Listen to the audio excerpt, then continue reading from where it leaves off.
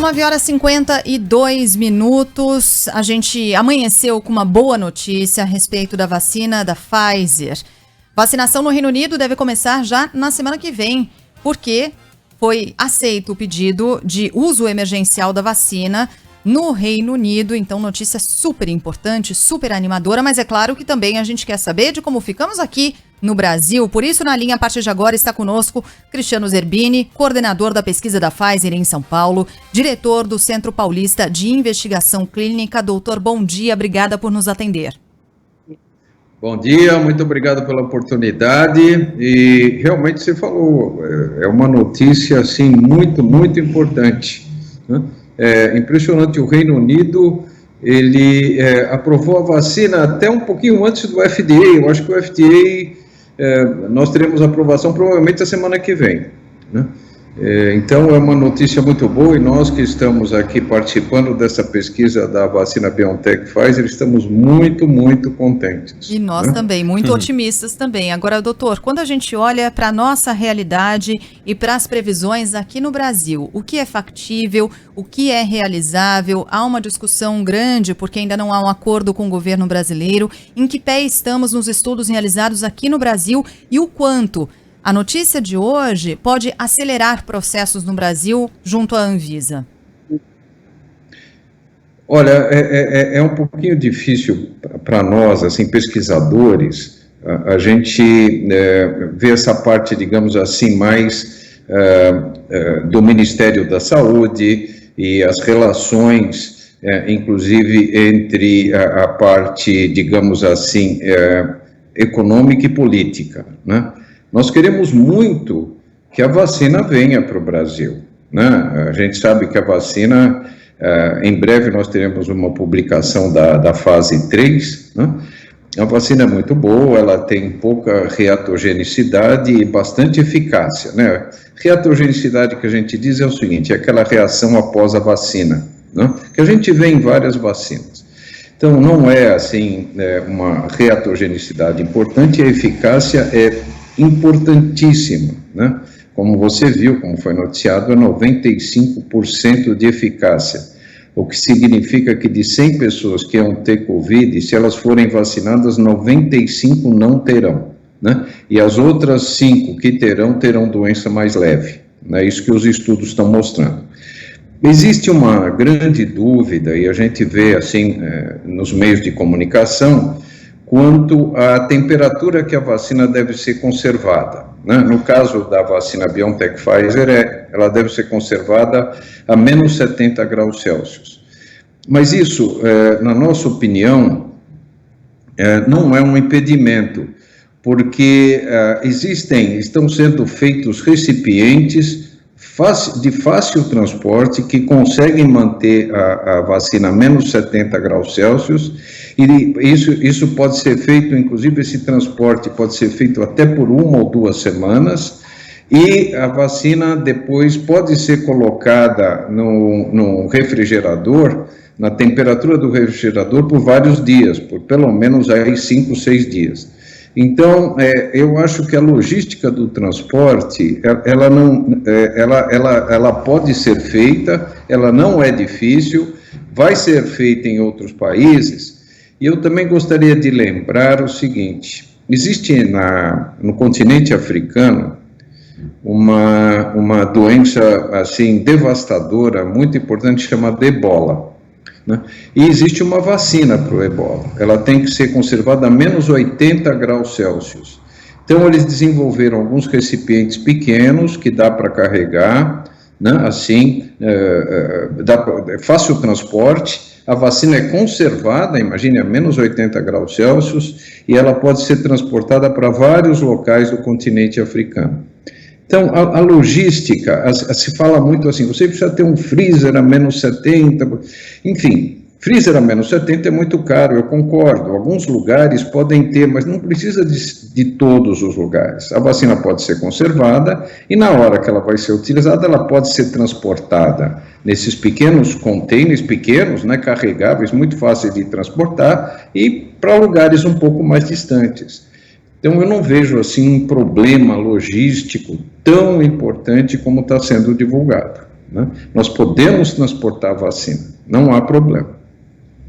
Doutor Zerbini, quando o senhor fala da temperatura de refrigerador por até 6 dias, seria uma temperatura, como é negativo, maior, mas ainda bem frio, né? É isso? Ou ela é menos 70 graus e pronto? O que o senhor está dizendo, pelo que eu entendi, tem esse recipiente, menos 70, por até 2 semanas ela consegue ser armazenada e depois num refrigerador convencional, seria? Seria. Por alguns dias não haveria grande problema, não.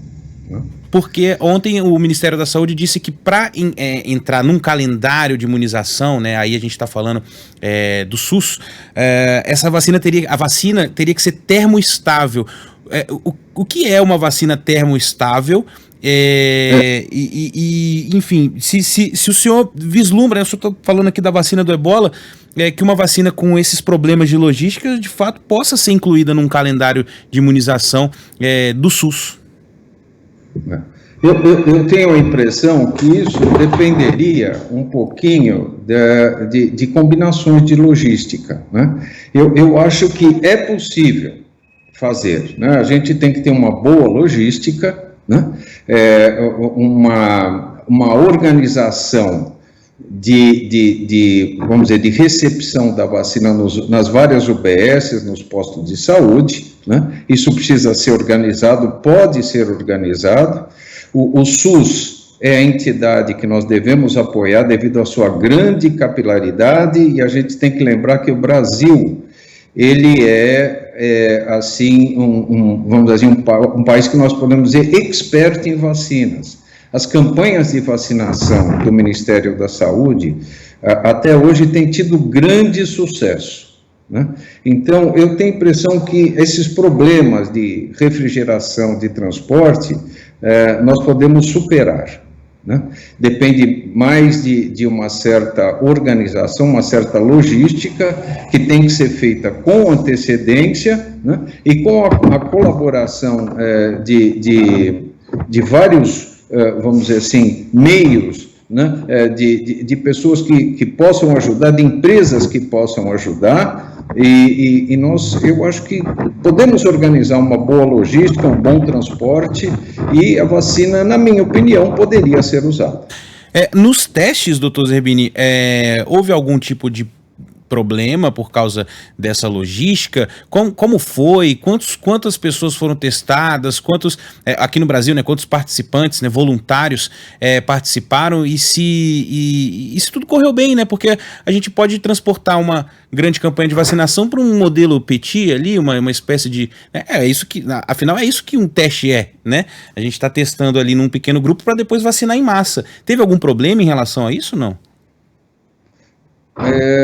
Não, nós temos aqui no Brasil 2 centros de pesquisa, né? Nós temos aqui o Centro Paulista de Investigação Clínica, da onde eu estou falando, e nós temos o Hospital Santo Antônio, em Salvador, com o Dr. Edson Moreira, né? Então são esses 2 centros. Esses 2 centros, realmente, nós temos aqui os freezers a menos 70 graus, tá certo? Então, a vacina foi armazenada nesses freezers, né?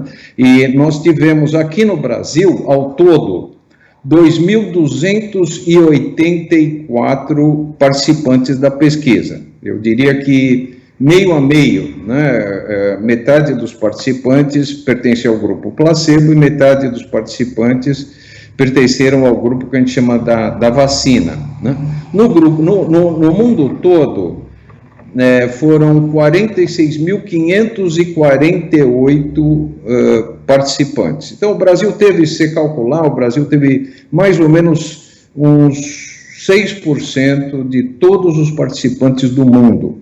Os principais representantes mundiais da pesquisa são Estados Unidos, Brasil, Argentina, África do Sul e Alemanha.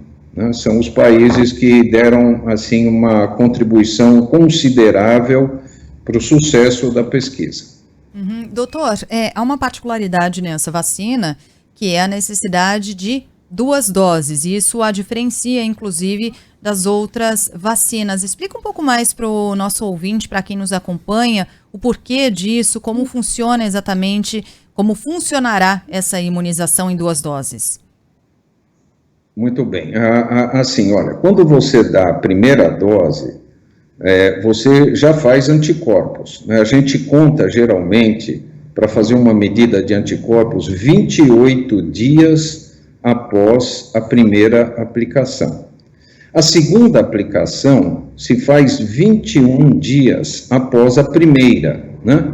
Então, aqueles 28 dias seriam 7 dias depois da segunda aplicação, né? Então, você tem 28 dias para você fazer aqueles anticorpos neutralizantes importantes, e quando você dá no 21º dia a segunda aplicação, você faz esses anticorpos aumentarem exponencialmente. Você faz, assim, uma grande produção de anticorpos. Então, a segunda aplicação, vamos dizer assim, é um certo reforço da primeira, e o que nós queremos com isso é que a imunização demore muito tempo, né? Nós ainda não sabemos quanto tempo, a pesquisa, inclusive, é para isso, para que a pesquisa, na verdade, ela tem 2 anos, né? Nós queremos saber por quanto tempo você permanece imune depois da tomada da vacina. Então, a segunda dose, feita 3 semanas depois da primeira, 21 dias, ela é um reforço para que a gente tenha uma imunização por longo tempo, né? Por longo tempo. Se você quiser saber como é que a gente compara os anticorpos produzidos pela vacina, como é que a gente mede isso? A gente compara com o soro, os anticorpos no soro de uma pessoa que já teve Covid. A gente chama soros convalescentes. Então, as pessoas tiveram Covid, elas produzem anticorpos, e então nós comparamos a eficiência da vacina com a produção de anticorpos feita pela própria doença, né? Então, quando foi publicado os estudos desta vacina, fase 1 e 2, nós vimos que a produção de anticorpos pela vacina chegou a um ponto que ele era 4 vezes maior do que os anticorpos presentes nos soros convalescentes. Então, você veja bem, completando um pouquinho a resposta à sua pergunta, quando você dá a primeira vacina, você faz muito anticorpos, mas quando você dá a segunda dose, você faz esses anticorpos irem a um nível bem alto, o que esperamos que dê uma proteção por longo tempo. Eu fico já vislumbrando, doutor, quando tivermos a vacina e prováveis dúvidas que possam surgir, né? Por exemplo, nesse intervalo entre uma vacina e outra, o senhor falou que a primeira dose cria muitos anticorpos. A pessoa continua exposta nesse intervalo? O estudo mostra isso. Por exemplo, quem teve Covid-19 vai poder se vacinar? Já há algum tipo de estudo também nesse sentido dessa reação a quem já teve alguma doença ou a quem já tomou alguma vacina específica? Ou ainda é tudo muito novo, né, para a gente falar? O senhor falou que são 2 anos, né, de pesquisa. Isso, perfeito. Olha, a sua pergunta é bastante cabível aí. O que nós sabemos é o seguinte: as pessoas olha, vamos separar o seguinte: uma coisa é infecção e a outra é doença, né? Então, você sabe que o coronavírus, ele tem um tropismo, vamos dizer assim, ele gosta de ficar nas vias respiratórias, né? É um vírus respiratório, né? Por isso que a gente faz, inclusive, o teste na mucosa nasal, porque ele se aloja um pouco aí, né? Aquele teste para a gente detectar o vírus é feito com suave nasal. Então você veja bem, se a gente pensar um pouquinho, assim, em termos de infecção, uma pessoa pode estar infectada, ou seja, ela tem o vírus na mucosa nasal, só que ela não desenvolveu a doença, né? Ela não tem a doença Covid, ela só tem a infecção pelo coronavírus, tá certo? Essa pessoa que só tem a infecção, mas não desenvolveu nenhum sintoma, ela pode fazer anticorpos, mas ela pode, inclusive, não fazer ou fazer anticorpos numa pequena quantidade. Essa pessoa, o ideal seria que ela fosse vacinada. Porque o simples contato com o vírus não fez com que o sistema imunológico desenvolvesse uma quantidade razoável e protetora de anticorpos neutralizantes, né? Então, isso nós sabemos, dependendo da intensidade da doença, né, a produção de anticorpos pode ser variável, ou seja, naqueles que têm infecção e nenhum ou pouquíssimos sintomas, a quantidade de anticorpos é ou não existente ou muito pequena, né? Naquelas pessoas que tiveram sintomas, inclusive casos assim, vamos dizer, um pouco mais graves, essas pessoas geralmente desenvolvem um número maior de anticorpos, tá certo? Então, o que nós sabemos atualmente é o seguinte, vai haver uma variação entre as pessoas, né? Agora, você, quando tiver a vacina num posto de saúde, você não vai fazer sorologia para ver se a pessoa teve uma infecção pelo Covid, ou se ela tem alguns sintomas e ninguém sabe se foi ou não uma doença por Covid leve. Essas pessoas vão ser vacinadas, não vai haver necessidade de fazer sorologia. Ou seja, vacinar uma pessoa que teve uma infecção ou mesmo uma doença por Covid não vai ser problema nenhum, né? Vai, inclusive, ajudar a produzir ainda mais anticorpos, né? Então, é nesse ponto que nós estamos, quer dizer, uma pessoa que teve a Covid pode ser vacinada, mas aquelas pessoas que tiveram uma Covid muito leve ou só uma infecção, essas devem ser vacinadas. Muito bem. Dr. Cristiano Zerbini, coordenador da pesquisa da Pfizer em São Paulo, diretor do Centro Paulista de Investigação Clínica, muito obrigada pelas informações até aqui e a gente espera voltar a conversar muito em breve com mais boas notícias para a gente são trazer. Muito boas notícias. Dá para armazenar, dá para vacinar assim, não é empecilho. Exato.